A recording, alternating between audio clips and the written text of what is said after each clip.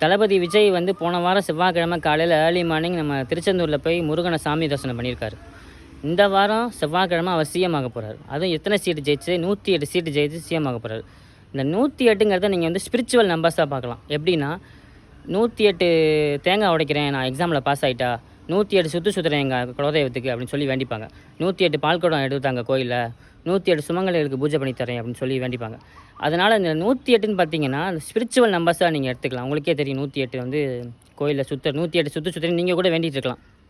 அதெல்லாம் பார்த்தீங்கன்னா 108ங்கிறது spiritual number. அந்த 108 சீட்டு ஜெயிச்சிருக்காருன்னா கடவுளோட ஒரு அனுகிரகம், காட்ஸ் கிஃப்ட் நம்ம தளபதி விஜய்க்கு கண்டிப்பாக கிடச்சிருக்குன்னு சொல்லணும். போன வாரம் செவ்வாய்க்கிழமை திருச்செந்தூரில் போய் சாமி தரிசனம் பண்ணவர்.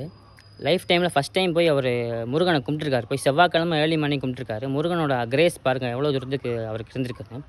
அதனால் நீங்கள் முருகனை வந்து பிடிச்சி முருகனோட காலடியை பிடிச்சிங்கன்னா எவ்வளோ பெரிய லெவலுக்கு உங்களை தூக்கி விடுவார்னு நீங்கள் கண்டிப்பாக புரிஞ்சுக்கணும். இவர் தளபதி விஜய் ஒரு எடுத்துக்காட்டாக நீங்கள் நினச்சிக்கலாம்.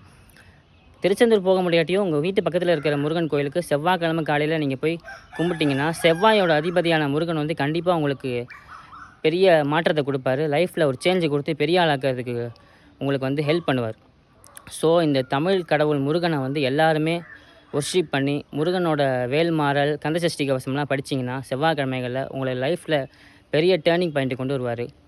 இந்த மாதிரி நிறைய வீடியோஸ் பார்க்கணுன்னா அப்டேட் பண்ணுங்கள், ஃபாலோ பண்ணிக்கோங்க. வெற்றி வேல் முருகனுக்கு அரோகரா.